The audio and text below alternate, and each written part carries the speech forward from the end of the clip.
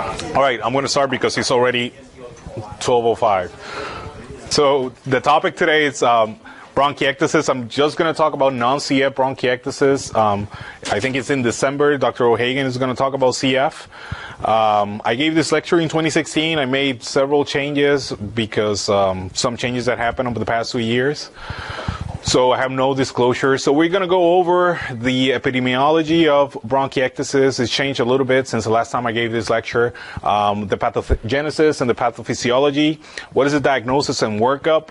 And then the management. And then what is the evidence? Because a lot of the treatments that we use for non-CF bronchiectasis is extrapolated from CF treatment. And I have the evidence and which ones are helpful or not. And then at the end, I think I have 4 cases that are going to be very helpful to discuss the treatment and different workups that we have for non-CF bronchiectasis. So this is a typical case. Of course, I'm not going to use the name. You've probably seen this patient in the hospital or when you go to my clinic. So a 57-year-old woman with history of recurrent pneumonias, chronic cough, that comes to the clinic because for the first time, because she's very frustrated with her care. She's been hospitalized several times over the past year with pneumonia. Her cough is productive and daily, and she has shortness of breath at rest. So it's pretty bad. She has no history of smoking, but states that she has frequent episodes of sinusitis. She's very tired of getting hospitalized and would like to know what's the problem, and you're, of course, the third pulmonologist that she's seen. Her exam is remarkable for mild expiratory wheeze at the basis with some bronchi, and she also has some sinus tenderness. I'm going to go back to the case later.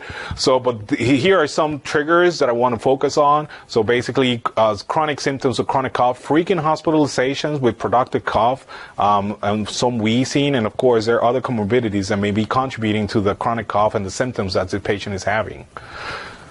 So this guy, you guys know who this guy is? I'm probably going to butcher his last name. So Rene Laennec, I think it is. He was the guy that created the stethoscope back in the 1800s, early 1800s. He actually had a lot of. Is Guardiola here? No, he would have known.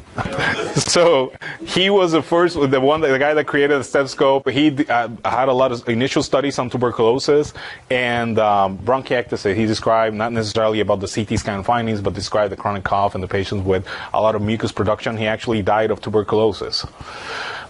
So what is bronchiectasis? So the radiologic diagnosis is basically that the airway, the internal diameter of the bronchus, is larger than the accompanying vessel. So it's pretty straightforward.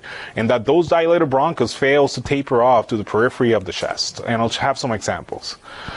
So the prevalence, this is what I changed from the last lecture. So it's actually when I gave you lower numbers, the last time I gave this lecture. So this study came in 2017. It's actually increased significantly from 2001 to 2013 by a percentage of 8.74. The prevalence is 139 per 100,000, and the incidence about 20 cases per 100,000 cases. The peak on some of the studies, the one is usually around 80, 84. However, I've seen other studies that has a younger age. It's still more common in women, and it's still a higher prevalence in Asian populations. It's very costly, about 630 million annually in the United States. The mortality, depending on the study that you look at, is between 10 to 16% over the 4-year observation period in this study from respiratory medicine. And the cause of death of these patients are usually either related to an infection, related to the bronchiectasis, or related to the respiratory failure. So what happens? So when I go over all the causes of non-CF bronchiectasis, it gets a little bit more complex. But the thought is that there's either an infectious insult that triggers an inflammatory response, an inappropriate inflammatory response, that there is impaired or inappropriate drainage of those secretions, and then this leads to airway obstruction. And then also there's a concept of there is a defect in host defenses, and that's what happens when you have mixed immunodeficiencies. So, but it's usually a combination of all of them. And you can start wherever. That's why I put it this way. So if you start with an insult, which is an inflammation or an infection, it triggers a neutrophil inflammation response that leads to airway destruction, and this is what leads to bronchiectasis. Then there's some normal mucus clearance, and then bacterial colonization that leads to frequent infections, and so forth. So it's a horrible vicious cycle that happens in non-CF bronchiectasis. In addition, other risk factors, so immune dysregulation, so hyperimmunity or hypoimmunity. Hyperimmunity, you always think of hyper IgE states, ABPA, hypereosinophilic syndromes. Hyperimmunity, immunodeficiencies or mixed immunodeficiencies. Non-tuberculous mycobacteria, which is very common. I'm not going to talk a lot about this because Dr. Gahar has a 1-hour lecture about non-tuberculous mycobacteria. Patients that are post-stem cell transplants are at risk for non-CF bronchiectasis. Now, long-standing COPD and asthma. Now, this is specifically for COPD. This past year has been a lot of studies looking at the presence of bronchiectasis in patients with severe COPD, and I have a slide talking about it. But those patients that have bronchiectasis with COPD tend to have more COPD exacerbations. And at a histological level, this is a normal bronchial wall. So you have the columnar epithelium here. So you can tell by epithelium of somebody with bronchiectasis, look at all the inflammation and how thick this epithelium is compared to this one. So this is what you see at a histological level. And I like this slide. I forgot to put a reference, but it's the same one as this one. But this is more of a different cut, and you can see how dilated those bronchioles are with a lot of inflammation. So back to the original patient. So her PFT showed moderate obstruction. Her sweat chloride was negative. Her alpha-1 antitrypsin was normal, was MM. She had history of reflux, and she was already on PPI. When I ordered the immune testing, she was low on everything, basically. So she started getting immune replacement therapy, and she started feeling better, and other interventions that I'm going to talk about later, and she's been doing better since then. And this is her actual CT. You can see the dilated bronchiole bigger than the accompanying vessel. You see here like a cluster of dilated bronchus with a lot of inflammation. Here is better. You see some of the bronchioles all the way up to the periphery, so it doesn't taper off. So I had another. So what is this called here? What sign? Yeah, so Cigna cell, Cigna ring. So that's one of the radiologic findings of bronchiectasis. So I don't expect I have another slide that you can see it better, but when you see all the causes is coming from the American Journal of Respiratory and Critical Care. These are some of the causes. It's a long, which means that the workup is pretty extensive when you're seeing a patient that comes with bronchiectasis to your clinic. The things that you have to think of immediately is chronic infections, immune deficiency, of course, CF.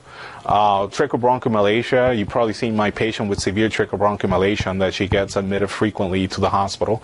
Alpha-1 antitrypsin deficiency, patients with COPD, some autoimmune conditions, I'm going to talk about that later, ciliary dysfunction, vascular disease, rheumatic disease, aspiration.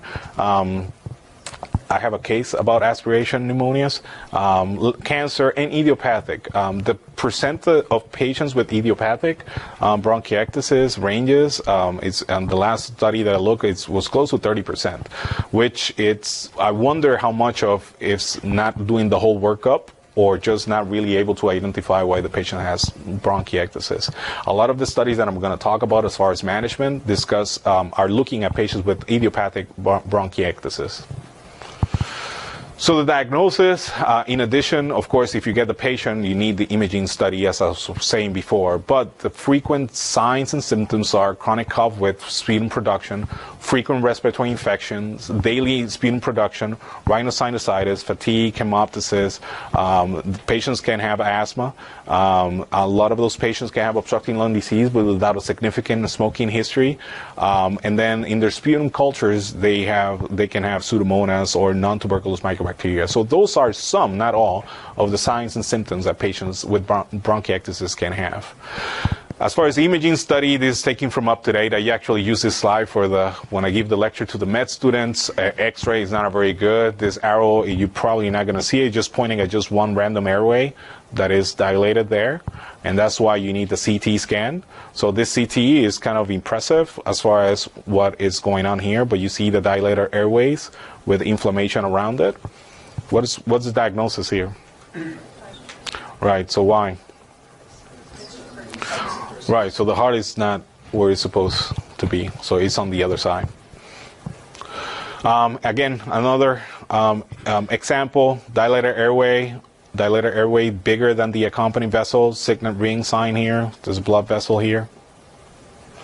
So the diagnosis, so one of the important things that you have to do is exclude CF, and I'm not going to get into a lot of the workup of CF, but you need at least two negative, you need two sweat chloride tests that is negative, meaning less than 60 millimoles per liter, which is the number for adults that we have here.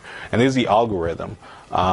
Just for the sake of time, I'm not going to go over it, but I'm just going to go down to the pathway of abnormal sweat chloride in an adult, which is more than 60.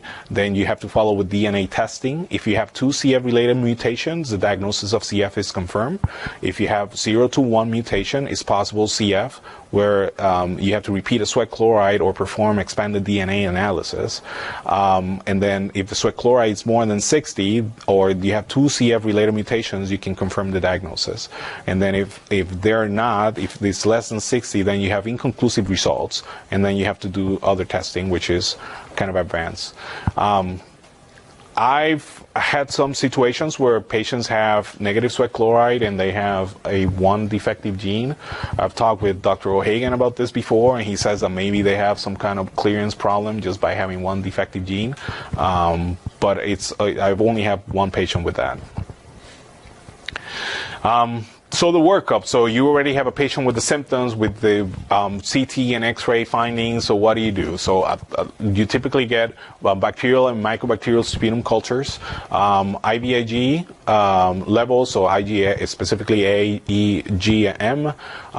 You have to get sweat chloride or genetic testing.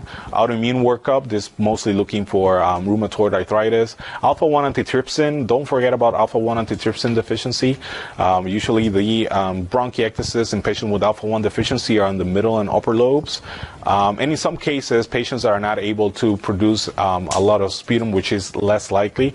I've done bronchoscopies and GI evaluation. Don't ever forget about GI evaluation, because a lot of the patients have reflux or aspiration that can be contributing to the bronchiectasis. So the microbiology, surprisingly, the most common bug is H. influenza. However, the one that causes the most problems is Pseudomonas. This leads to frequent exacerbations. You can have Staph aureus and strep pneumonia too in the patients with the microbiology of bronchiectasis. And this is what happens. So on this graph is the group with without colonization of Pseudomonas, and this is on idiopathic bronchiectasis. So the decline, and this is the group with Pseudomonas colonization, so the decline of the FEV1 is more prominent in the patients that have colonized with Pseudomonas versus the ones that are not colonized with Pseudomonas. So how to treat? So I'm just going to use a different example, and this is the one that I was referring to. So this is a 71-year-old woman with history of chronic productive cough. She's seen, again, 3 different pulmonologists. She has lost 20 pounds over the past 6 months. She's been hospitalized 3 times for pneumonias and bronchitis. Her PFT showed mild obstruction. She had a sweat chloride that was negative, but she had one abnormal CFTR gene. I inherited this patient when I came to work here, so most of the workup was done when I met her. And this is her actual CT. This CT is from 2016. She has mostly bronchiectasis bilaterally. This last CT, which was on a few months ago, her left lower lobe is worse, has significant bronchiectasis on the left lower lobe. So in her case, we have to identify a potential cause. Now, I knew from beforehand that she had a defective gene and maybe there was a problem with clearance. However, we realized recently that she also has severe reflux and she's probably aspirating, and that's probably why her lower lobes are getting worse. So identifying the potential cause is very important. Okay, when you know that the patient does not have cystic fibrosis, that's very important, because it's going to change about 30%, 37% of the time. It's going to change your management. And what is the management? I'm going to talk about the evidence of inhaled bronchodilators, airway clearance maneuvers, macrolides, and antibiotics, IV and inhaled. So airway clearance, So this is going to sound very familiar when you're seeing CF patients. So hypertonic saline, positive expiratory pressure devices, the fluid valve, the a cappella, chest wall devices, so the vest. So insurances will cover for those. So as far as airway clearance, so this is basically patients that get airway clearance versus no physiotherapy. So the ones that get the physiotherapy or airway clearance, their distance and the 6-minute walk improves versus the ones that are not getting airway clearance. The same thing happens with the St. George Respiratory Questionnaire. So their quality of life surveys are better on the ones that have airway clearance. Now, hypertonic saline and isotonic saline, I think it's very interesting. This was a very small study that looked at the what is the St. George questionnaire and other life quality scores on patients that are hypertonic and isotonic, and it's really not a significant difference between the two. So in this, based on this reference, you can actually use either one as far as therapy for airway clearance. Now, mucolytic therapy. So this is very important. So this is PDE and non-PDE is basically protocol determined exacerbations and non-protocol. So this study, it was 300 patient subjects, and the protocol defined exacerbations were more sputum production, wheezing, increased shortness of breath. It was 6 of them. I'm forgetting the other 2. And the non-protocol defined exacerbations if they had at least 4 out of the 6. So they actually gave placebo versus Dornase alpha. The patients that receive the DNAs did worse. So that's why we don't use this for non-CF bronchiectasis. This is short and sweet. Systemic corticosteroid has not been shown to alter the decline of FEV1 for non-CF bronchiectasis. I should have specified there for idiopathic non-CF bronchiectasis because there are other conditions that immunosuppressive therapy may help. And then bronchodilators, if you have obstructive lung disease, so this is basically budesonide, formoterol, and budesonide. In both groups, basically at 3 months, their functional status or the dyspnea index were better in the patients with bronchodilator therapy. Macrolide, so in this study was done in the Lancet 2012, they randomly assigned 141 subjects to get azithromycin 500 milligrams 3 times a week for 6 months, and that's the time that they were following them up. And basically one group was in the placebo and the other group was taking the azithromycin. So the group was taking azithromycin had less exacerbations than the group that was in the placebo. And then in this other study basically shows exactly the same. So it was putting patients on a maintenance dose of azithromycin after having more than 1 exacerbation. And that group in the azithromycin had a period where a % of exacerbation free period compared to the placebo. This was a smaller group. And then the BLESS trial looked at the role of erythromycin, which is 250 milligrams BID for 48 weeks versus placebo. And again, this also showed a decrease of exacerbations from non-CF bronchiectasis. There was also a reduction of the sputum volume, and then there was also a reduction of the decline of the FEV1. So, and I'm going to go over when I summarize the management. So, but azithromycin or macrolide therapy is pretty useful for patients that have frequent exacerbations. So this is a busy slide. Basically, this is a very important study pointing out the importance of eradicating the Pseudomonas from the sputum. So the patients that had complete eradication of Pseudomonas tend to have less exacerbation. The way that they did it on this study was IV therapy for 2 weeks, followed by oral therapy for 3 months. And followed by inhaled antibiotics for 3 months.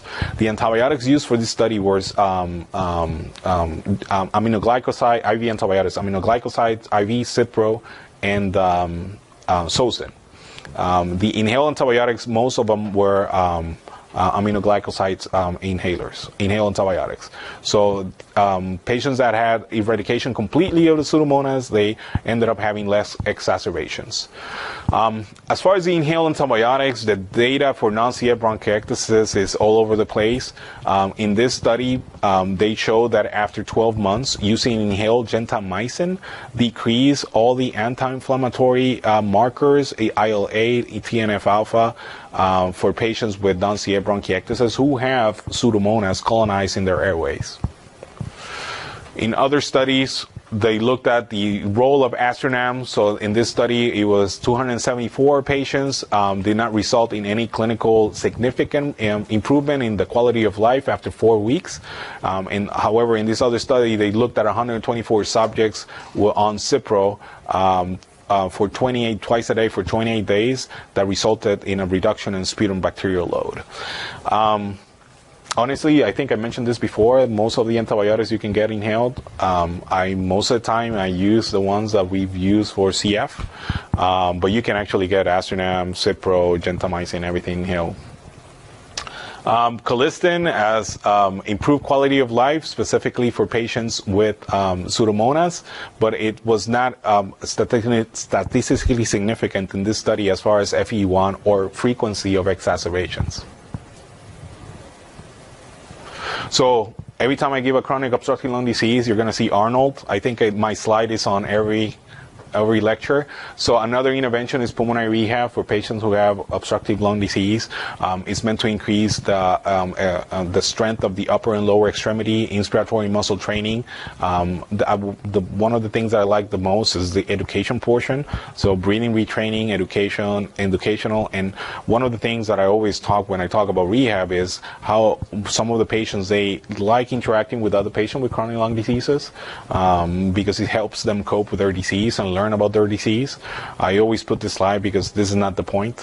He doesn't look like this anymore, but so surgery. So this, I included this because it's, and I can send this reference out. It's included in one of the chest review articles regarding the management of bronchiectasis. I've never sent anyone for surgery unless they have significant hemoptysis that cannot be controlled by bronchoscopy or embolization. But these are some of the indications from somebody that has a destroyed or partially obstructed lung, acute infective episodes or frequent infections. That may be the only way to control. And then this one, I don't know if anyone would do this, but they talk about bronchiectasis confined on more than one lobe that is unresponsive to medical therapy. And of course, transplant. So bilateral lung transplant. The survival for patients with non-CF while waiting for lung transplant is better than CF. This is from this reference from 2015. It comes 75 to 40%. So as far as the exacerbation, depending on where you're looking at, it's not a clear definition. Most of the time, it's just increased shortness of breath, increased sputum production. You should always get a sputum culture to see if there is something new growing or something that is multi-drug resistant. FE1 measurements, I couldn't find anything specifically as what we do for CF. I use it quite a lot as far as because it's an objective measurement as far as decline. Antibiotics, the duration of the data, 14 days in that study that I showed previously for eradicating Pseudomonas. It was a long time. It was more than 3 months. The antibiotics IV, most of the study talk about aminoglycosides and quinolones, and then, of course, airway clearance measures. The prognosis and the FE1 is very important, and of course the DCN scores. Patients with Pseudomonas in the sputum tend to have poor prognosis or worse prognosis. Low BMI, men being male sex has worse prognosis for non-CF bronchiectasis, age, and then presence of obstructive pulmonary disease. Idiopathic, interestingly, has better prognosis, and I honestly don't know why. And there are other scores. This is called the bronchiectasis severity score. Basically looks at age, BMI, FE1, hospital admissions, exacerbations, MMRC, DCN score, if they're colonized with Pseudomonas, if they're colonized with any other organisms, and then you give them a score. And then basically from 9 and more usually tends to lead to more hospital admissions and increased mortality. Some 0 to 4, you can see here the different percentages. So this is one score. It's kind of long though. I don't think I've used it.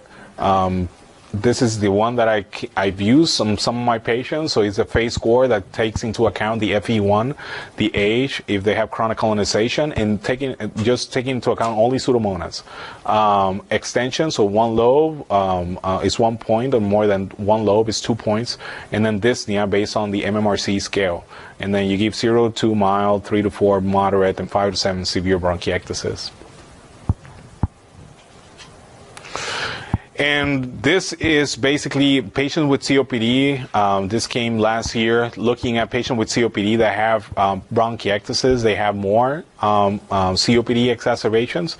So that's also very important to take into account when you're taking care of COPD patients. That this leads to a lot of mucus secretions, a lot of infections, and this basically leads to more exacerbations. So any questions so far? I feel like I went super fast.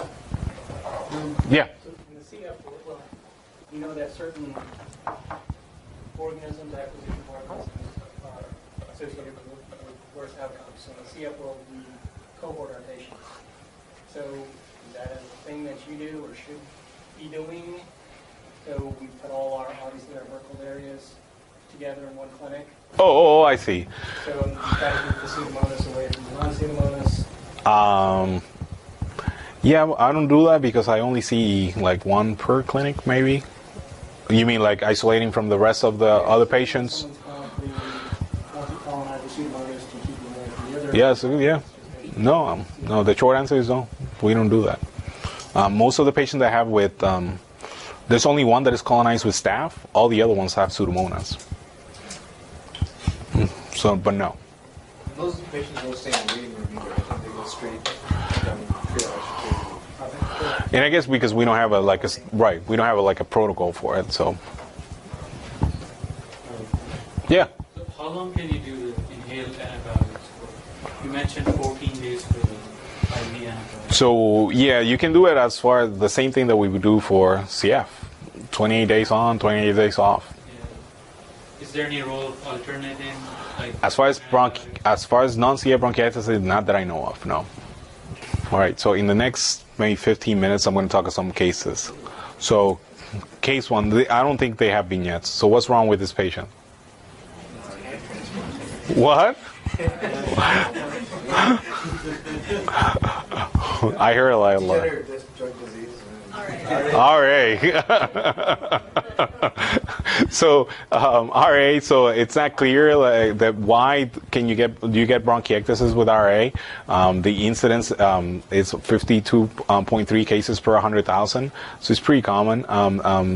It's smoking and lower respiratory infections are the most common risk factors of patients with bronchiectasis and with RA that develop bronchiectasis. They tend to have less bronchodilator response on PFTEs. The anti-inflammatory medications have not shown to have any role in bronchiectasis, but there's not a lot of data. And of course, increased infections. Patients with this have increased infections and increased mortality. What's wrong here?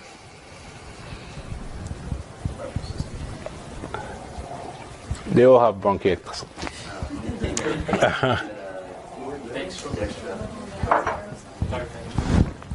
So what is the diagnosis? What is the other name?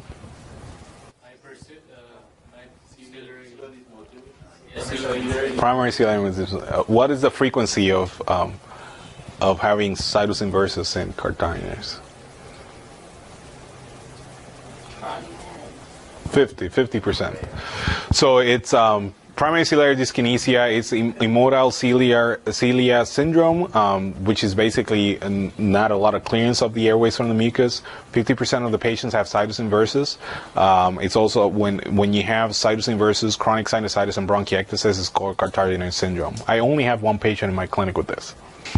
So the diagnosis based by history, productive cause dating back to childhood, recurrent sinus infections, sinus abnormalities, and nasal nitric oxide testing, which is lower on patients with primary ciliary dyskinesia. What's wrong here? This is too extreme for the example, but what? Why? So you have somebody with bronchiectasis and high eosinophil count. What is the diagnosis and the treatment? So it's ABPA, right? So ABPA is, that's why I said it's too extreme for ABPA. ABPA can actually look like anything. Usually if you're going to have bronchiectasis, it's going to be in the middle lobes. The predisposing conditions are, this taken from up to date, it's asthma and cystic fibrosis. You need to have Aspergillus skin testing or elevated IgE for Aspergillus, and you have elevated IgE usually in the thousands. The other criteria are the precipitating antibodies for Aspergillus, the radiographic abnormalities, and eosinophil count more than 500. Now this varies, and I did not include this, but that when I talk about asthma, I'll cover ABPA, but there's actually different stages of ABPA that based on symptoms and radiologic findings. So the treatment, steroids for 3-6 months. Then you can use itraconazole or voriconazole if unable to taper off, or as a combination therapy. There's no role yet for Xolair for patients with ABPA. Insurance won't pay for Xolair if you have ABPA. The coverage for medical insurance is IgE from 30 to 700. So if you have an IgE level of in the thousands, it's not going to cover. And then you monitor IgE levels when you're treating ABPA, and then the resolution of infiltrates. What's wrong here? So you have somebody with, well, I'm not going to say the PFT, the CT. So FE1 SVC ratio of 48%, FE1 of 36%, total lung capacity and RV are high, DLCA is low. What is the diagnosis and treatment?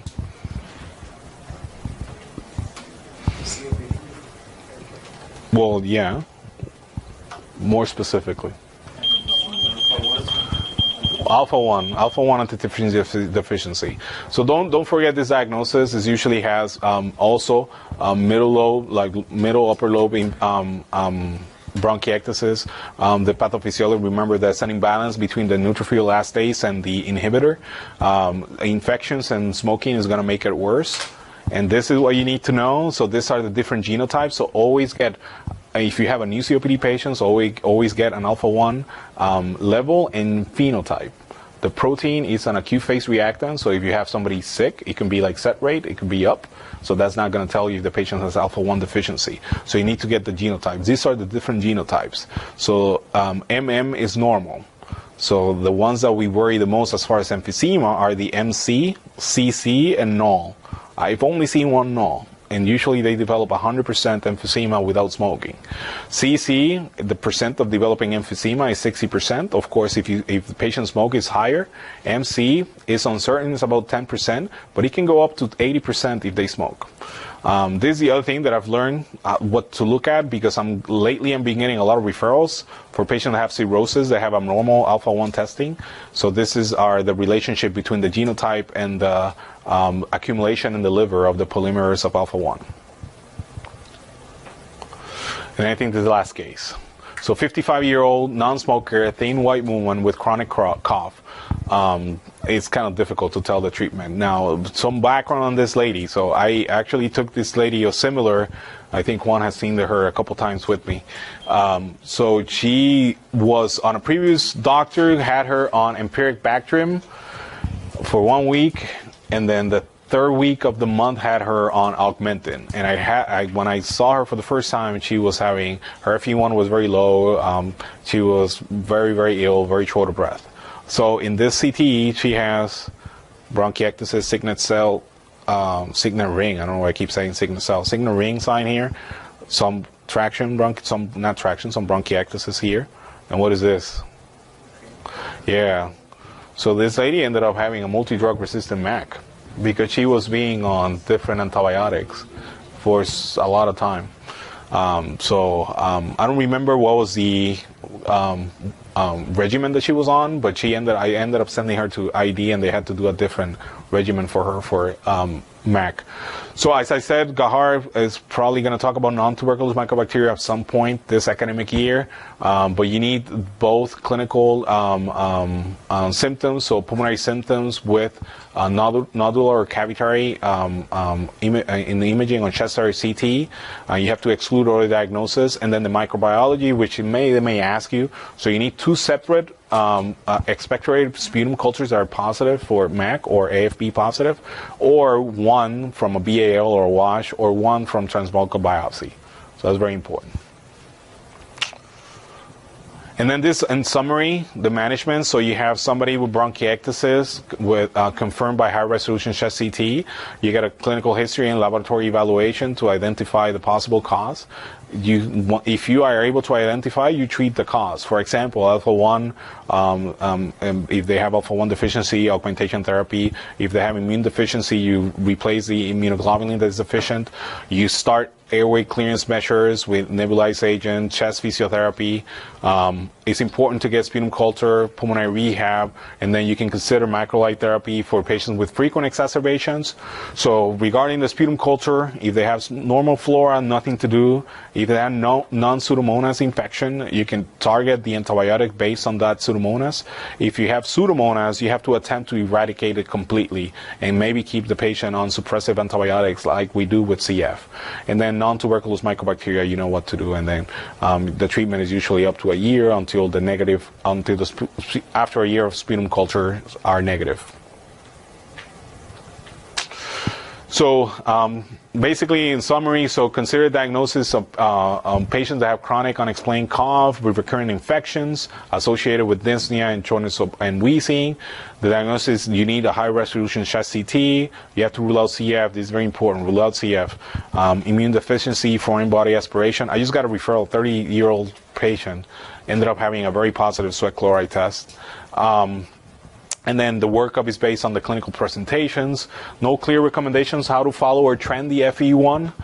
It's important to get baseline sputum culture and follow up the sputum cultures while you're following the patient. Again, airway clearance measures is very important.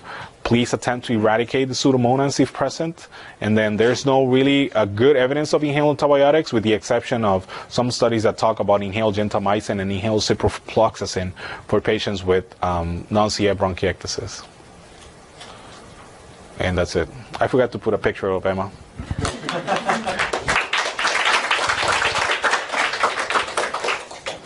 Any questions?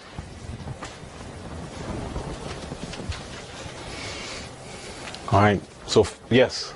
Your medication, Pseudomonas, is like in the first try, do you keep the antibiotics going for a long period of time, like 3 weeks, or do you go for the 14 days? What I've done is 14 days and then inhaled, and then sputum cultures. It's difficult though. Yeah. It's very difficult to clear the Pseudomonas. Any other questions?